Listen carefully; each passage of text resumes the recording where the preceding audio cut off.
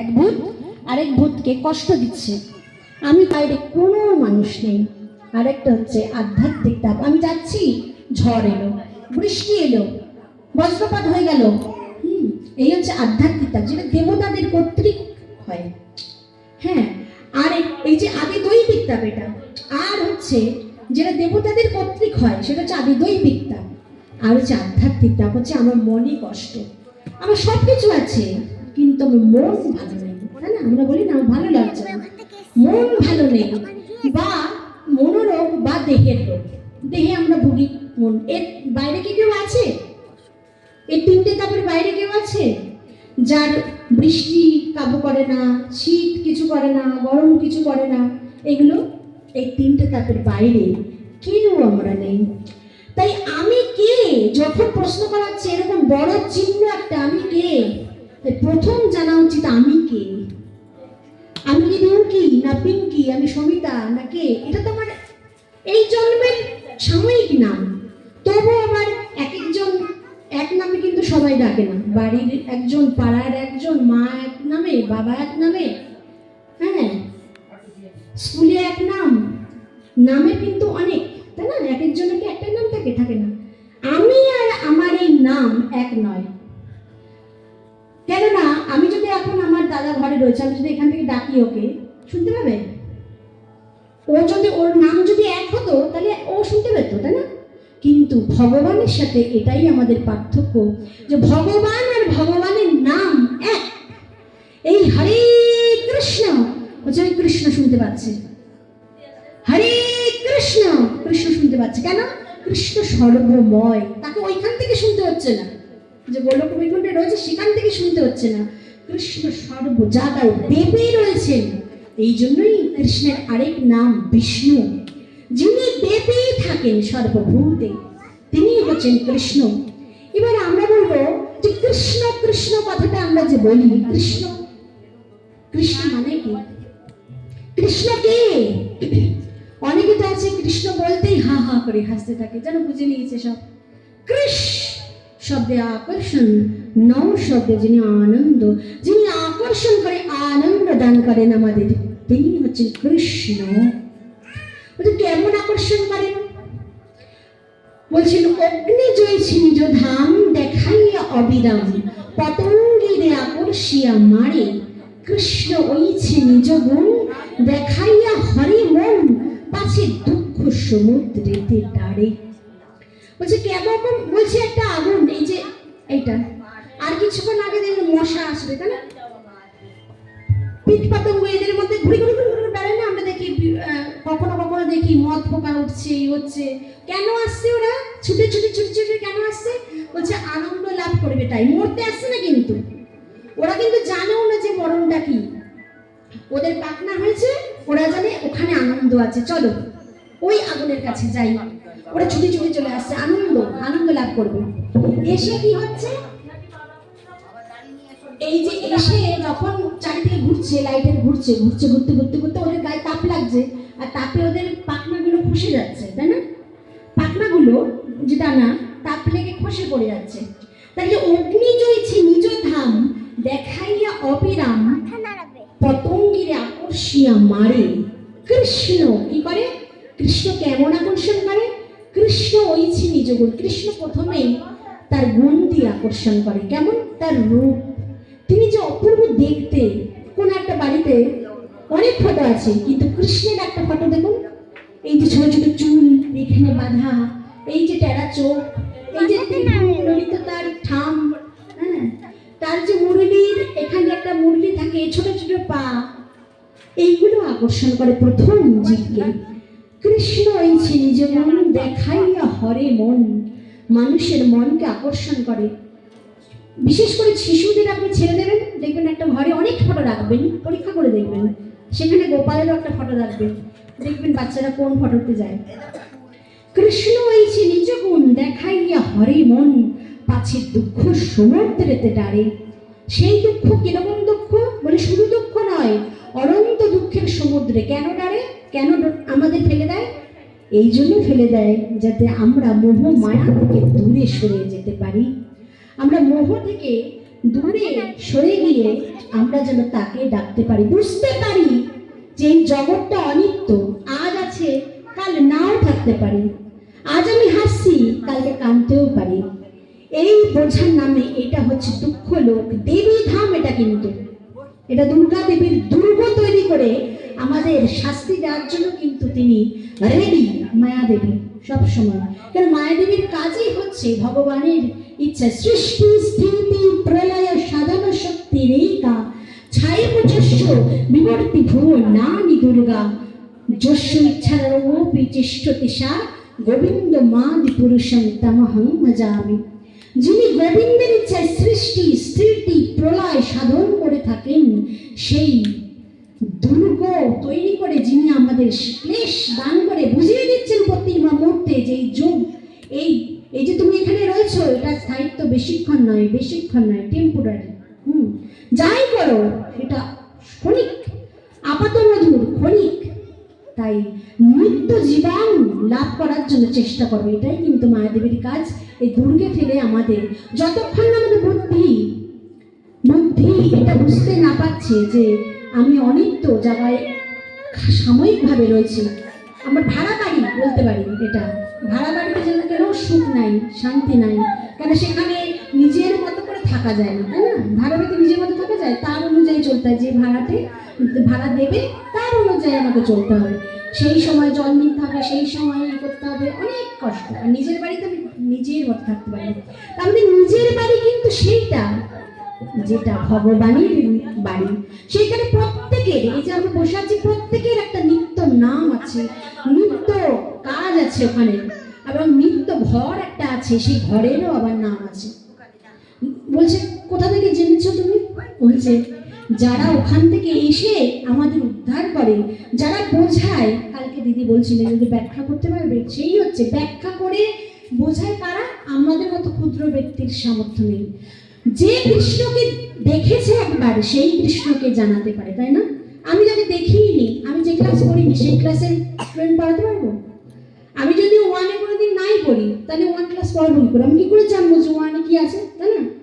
তা যে কৃষ্ণকে কোনোদিনও দেখেনি, কোনোদিনও জানে না, যে কৃষ্ণকে দেখার চেষ্টাও করে না, সে কি করে কৃষ্ণকে বলতে পারবে যে এরকম দেখতে ওরকম দেখতে? শুধু পড়ে নিলেই তো হবে না, কিছুটা তো করতেও হবে, তাই না? তাই সেই কৃষ্ণ যিনি শব্দে আকর্ষণ, ন শব্দে আনন্দ দান করে থাকেন, তিনি হচ্ছেন কৃষ্ণ। তাহলে হরে কৃষ্ণ বলছে, তাহলে আবার হরে কোথা থেকে এলো আবার এখান থেকে? বলছে কলিং যুগের একটাই নাম হরে কৃষ্ণ। বলে হরে কোথা থেকে এলো? হরে মানে যিনি হরণ করেন। কি হরণ করেন?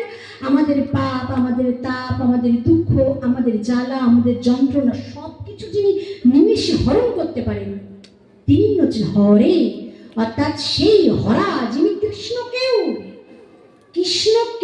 বশীভূত করতে পারেন, তিনি সেই রাধিকা পরম দেবতা। কৃষ্ণ নিজেই রাধিকা হয়েছেন। রাধিকা অন্য কোনো মায়ের পেটের কোনো মেয়ে ছেলে কোনো কেউ নয়, যেগুলো বাংলায় চলে একেবারে উড়ক হয়ে গোবিন্দায় নম। রাধিকা হচ্ছে নিজেই কৃষ্ণ। কৃষ্ণ নিজেরই সেবা করার জন্য আরাধনার পরম দেবীকে নিজের হৃদয় থেকে প্রকট করেছেন, তিনি হচ্ছেন রাধিকা। তাই প্রথমে হচ্ছে হরে কৃষ্ণ। এবার আমি কে? আমি কিন্তু ভগবানেরই অংশ। আমি কিন্তু আমার এই ভিতরে যিনি আমি, দার্শনিক রেনে ডেকার্ট বলেছিলেন যে যখন আমি একান্তে একটি ঘরে চিন্তা করি বারবার যে আমি নেই, আমি আর নেই এ জগতে, কিন্তু ওই নেইর উত্তরে আবার আমি চলে আসি। আপনারা প্রত্যেকে বাড়ি গিয়ে আজকে একটা ঘরে একান্তে যখন কেউ থাকবে না, তখন আপনি প্রশ্ন করবেন যে আমি আর নেই এ জগতে, মরে গেছি। চিন্তা করবেন, দেখবেন আমি নেই, ভাবতেই পারবেন না, মনে হবে না আমি তো আছি। তাই দার্শনিক রেনে ডেকার্ট বলেছিলেন যে আমি যে নেই যখন ভাবছি, তখন সেই নেইর উত্তরে আমি আবার ফিরে আসছি।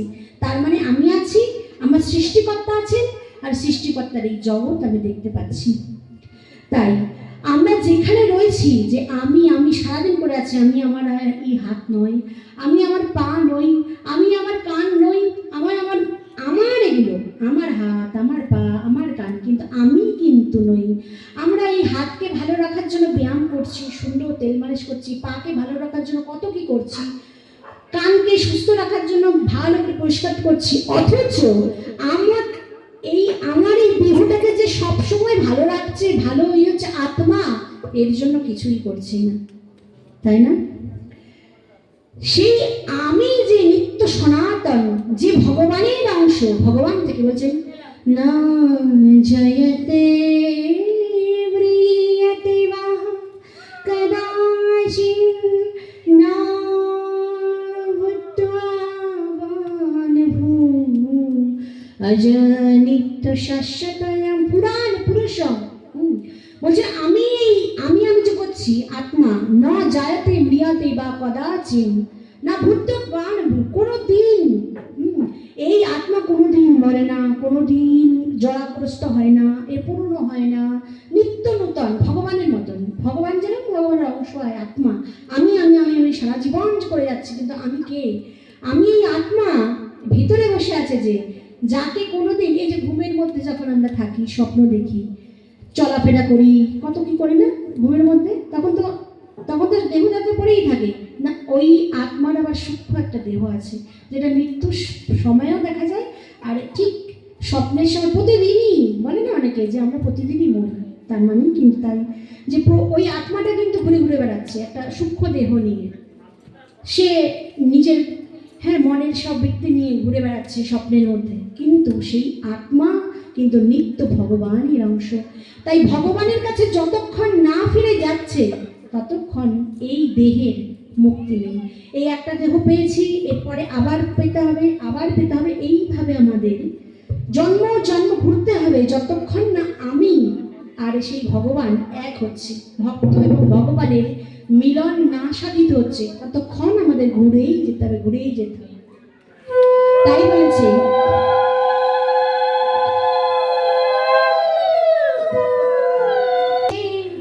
এসেছি খালি সে কথা কখনো নাহি ভাবি, কখনো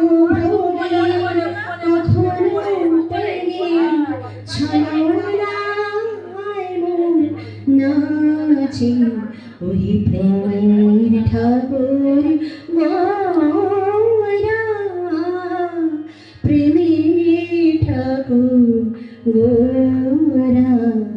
কে আমি, কেন যে এসেছি এখানে, সে কথা কখনোই তো নাহি ভাবি মনে।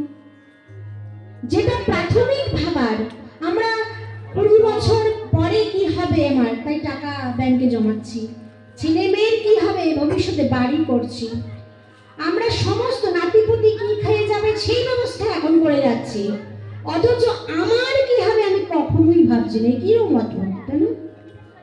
আমার কি হবে, ছেলে মেয়ে পড়ে, আমার কি হবে?